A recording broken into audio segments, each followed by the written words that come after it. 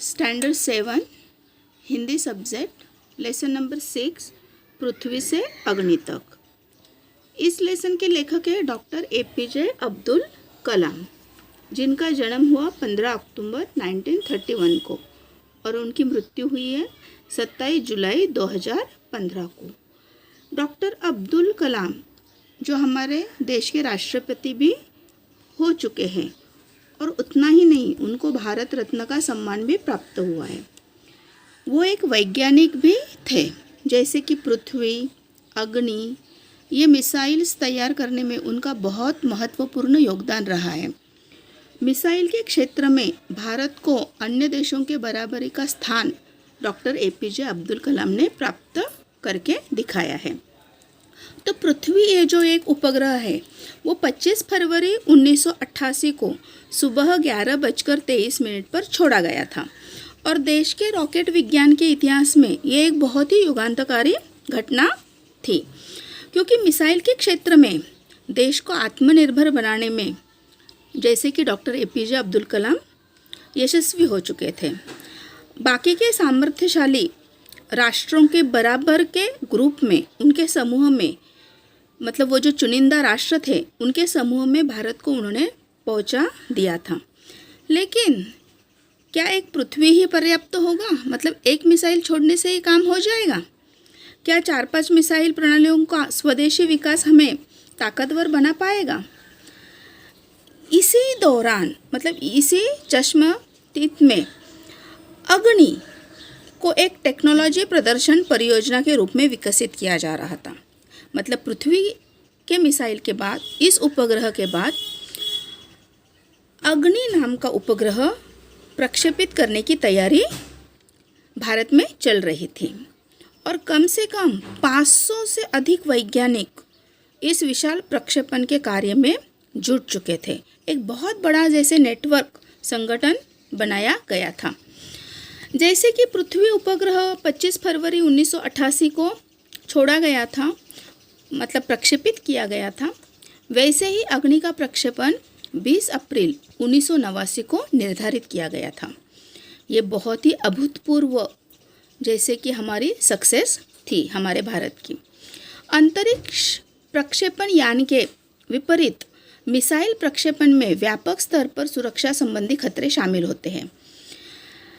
ये अग्नि प्रक्षेपण की पूर्व तैयारी सारी पूरी कर चुके थे और जैसे ही 20 अप्रैल 1989 को प्रक्षेपण होने वाला था, सिर्फ 14 सेकंड बाकी थे, तभी कंप्यूटर ने संकेत दिया कि कोई एक उपकरण ठीक से काम नहीं कर रहा है। इसीलिए रेंज केंद्र ने होल्ड करने के लिए कहा। अगले कुछ सेकंड में जगह जगह से होल्ड की सूचना आ गई और ये प्रक्षेपण स्थगित करना पड़ा। अभी सोचो कि एक इतना बड़ा अभूतपूर्व ये कार्यक्रम, ये प्रक्षेपण अचानक से स्थगित करना पड़ा, जिसको सालों ये वैज्ञानिक जिसके ऊपर काम कर रहे थे तो सारों जैसे शौक में डूब गए। सारे वैज्ञानिक बहुत ही उदास हो गए।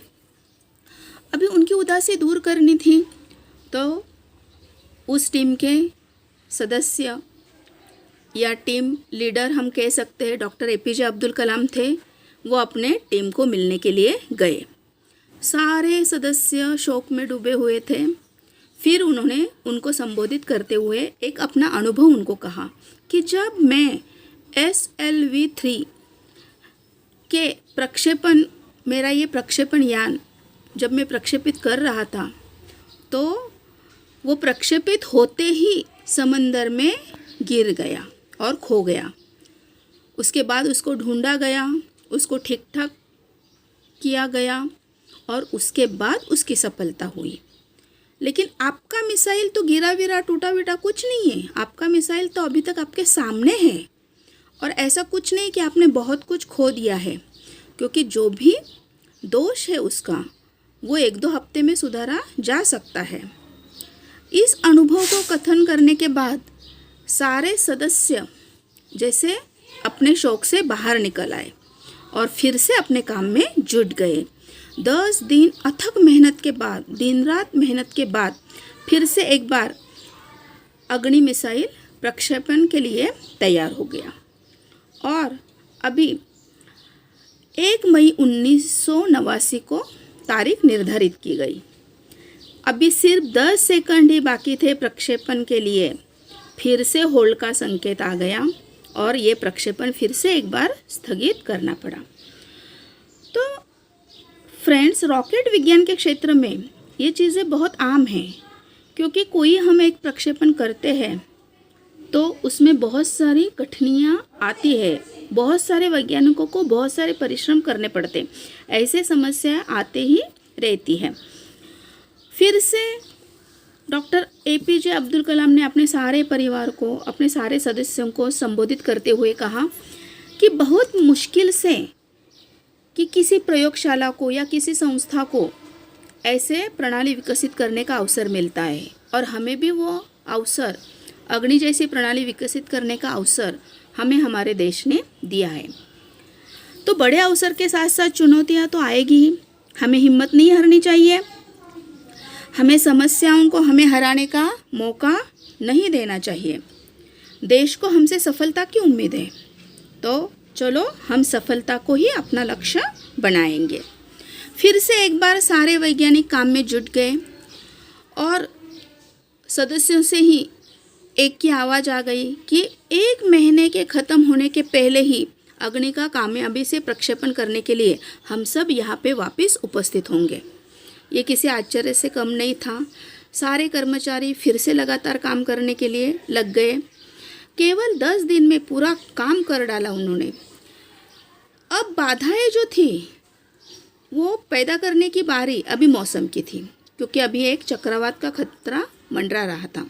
सभी कार्य केंद्र, उपग्रह सब उस काम में जुट गए और अंतिम में प्रक्षेपण 22 मई 1989 को रोज ही निर्धारित किया गया। वह एक पूर्णिमा की रात थी। अभी मन में बहुत सारे सवाल थे।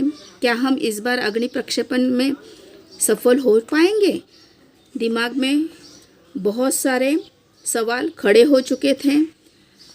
और तभी एक लंबी खामोशी को तोड़ते हुए हमारे रक्षा मंत्री ने मुझसे पूछा कि कलाम, अगर तुम अग्नि के कामयाबी का सफल हो गए तो जश्न मनाने के लिए तुम्हें क्या उपहार चाहे, मतलब तुम्हें क्या उपहार तुम चाहोगे? यह एक मामूली सा सवाल था, लेकिन कलाम के पास उसका कोई जवाब नहीं था, क्योंकि उन्होंने कुछ सोचा नहीं था। फिर वो सोचने लगे कि मैं क्या चाहता हूँ, क्या मेरे पास नहीं है, कौन सी चीज़ मुझे और खुशी दे सकती है। और तभी उन्होंने कहा कि हमें RCI में लगाने के लिए 1 लाख पौधों की ज़रूरत है। अगले दिन सुबह 7:10 पर अग्नि मिसाइल प्रज्वलित हो उठी। यह एक परिपूर्ण प्रक्षेपण था। इस बार कोई भी कठिनाई नहीं आई और अग्नि प्रक्षेपण सफलतापूर्वक सफल हो गया। तो अब्दुल कलाम कहते हैं कि यह मेरे जीवन के महानतम क्षणों में से एक था। सिर्फ 600 सेकंड की भव्य उड़ान ने हमारी सारी थकान को, जो भी हम इतने सालों से परिश्रम कर रहे थे, एक पल में धो डाला। सालों की मेहनत का बहुत शानदार नतीजा मिला था।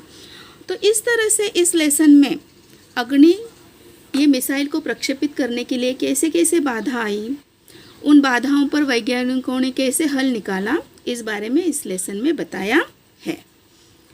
तो अभी तुम लोगों को स्वाध्याय करना है होमवर्क में।